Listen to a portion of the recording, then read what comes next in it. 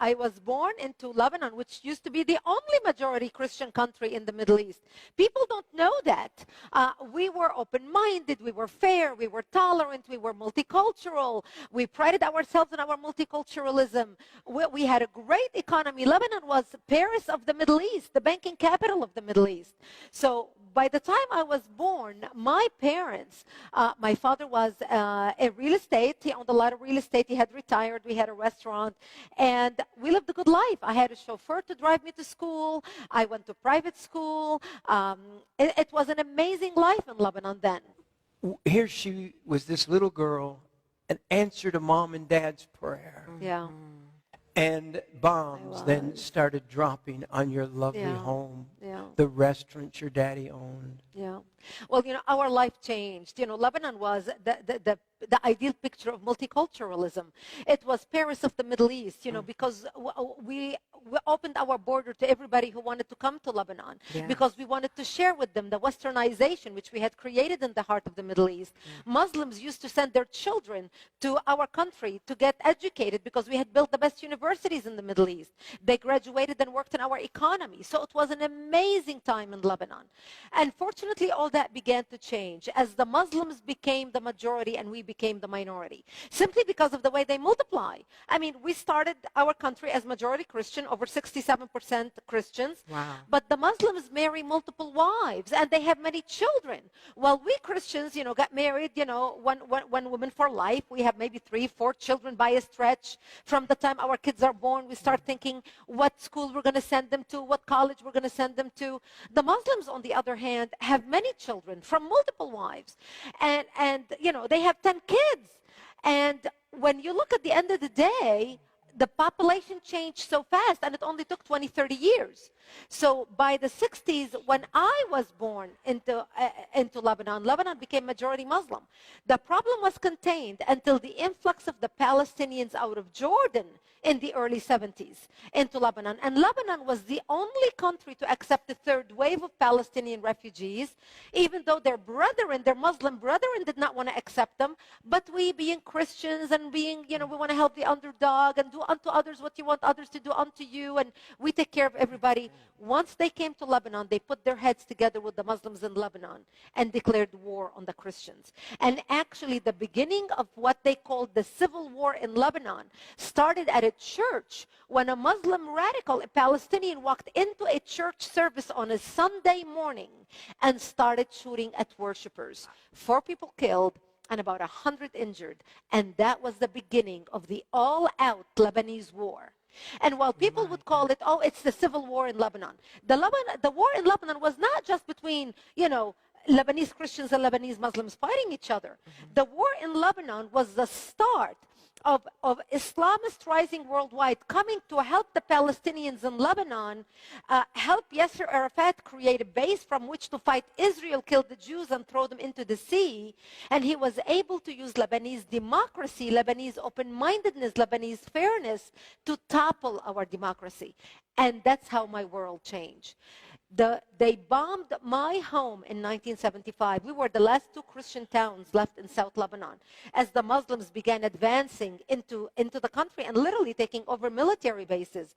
I lived underneath a military base, the last military base not to be taken over by the Muslims. And so they were trying to bomb the military base, trying to take it over. And that's when the bombs fell short and ended up landing in my home. And that's when my life turned upside down. And that's how I ended up wounded, and I ended up living in a bomb shelter. We ended up living in a bomb shelter after I left the hospital with my parents. But my home, we went back home, but my home was no longer the home I left. My home was destroyed.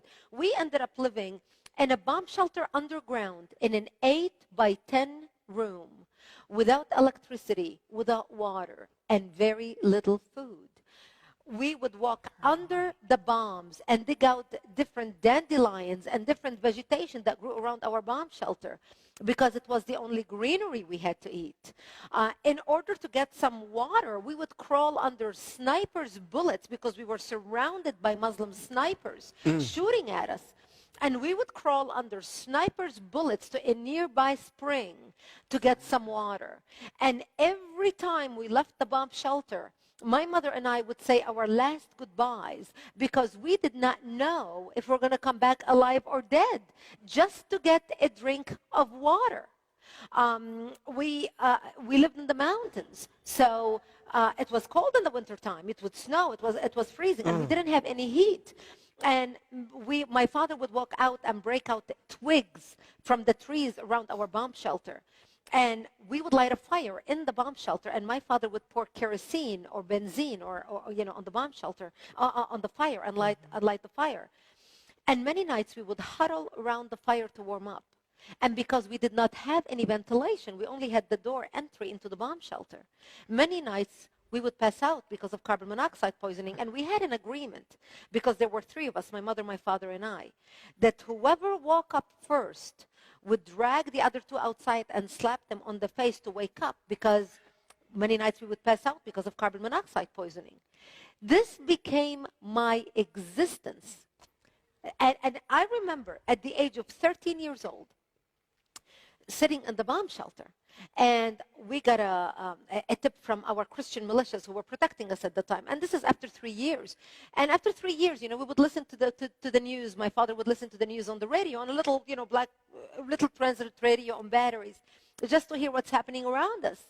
And my father would say, America's going to come help the Christians.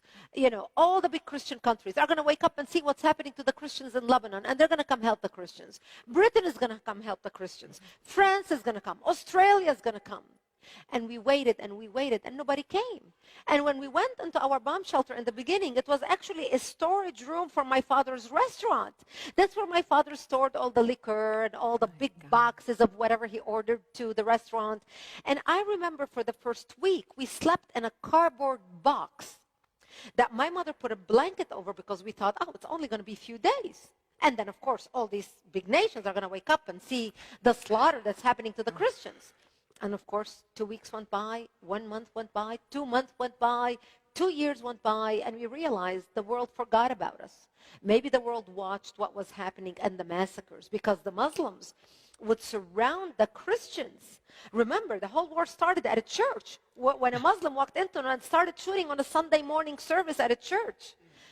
And so the Muslims started surrounding Christian towns and slaughtering them. And, they would walk into a bomb shelter. They would find a mother and a father hiding with a baby in a bomb shelter. They would take the baby, tie one leg of the baby to the mother and another leg to the father, and pull the parents apart, splitting the child in half. Oh my God. They would walk into our churches. They would urinate and defecate on the altar using the Bible as toilet paper, and then torch our churches. And then, look what happened at the Church of the Nativity in Bethlehem. Remember the siege in Bethlehem? Yes. What was it, 10 years ago, when the Palestinians walked in and they just basically desecrated the church? We didn't hear any blurb out of the Vatican. We didn't hear anybody complain. Here was the birth of Christ. And this is how they treated it. They had no respect for anything holy, especially if it had to do with us. It was amazing. I remember at the age of 13, sitting in the bomb shelter, because one of our Christian militia stopped by, and he said, Brigitte, I just want you to know that tonight they're going to launch an attack against us. We heard a lot of chatter on the radio. And he said, if I don't see you tomorrow, I wish you a merciful death. And he left. And I remember sitting in my bomb shelter, sobbing, begging my mother, I don't want to die. I'm only 13 years old. And I ended up dressing in my Sunday best, my Easter dress, because I wanted to look pretty when I am dead, knowing that when they come to slaughter me, there would be no one to bury me. And I remember sobbing, begging my mother, please, I don't want to die, do something. And there was nothing she could say to me. And I remember her combing my long black hair, and she tied a white ribbon in my hair that matched the white daisies in my dress. And we sat in the corner of the shelter, and my father opened up the Bible and started reading from Psalm. I shall walk into the valley of death and fear no evil, for thou art with me. And, they say there are no atheists in foxholes. We ended up, my parents said to me that night, they said, when they come to slaughter us, we will create a distraction. We just want you to run towards Israel and never look back. Because you see, we lived on the border with Israel. And thank God I did not have to make that decision that night. Because that's the night when Israel came in physically into Lebanon and set up artillery bases around our town to protect us. And that's how we survived. And that's how it's a miracle. Is that not a miracle?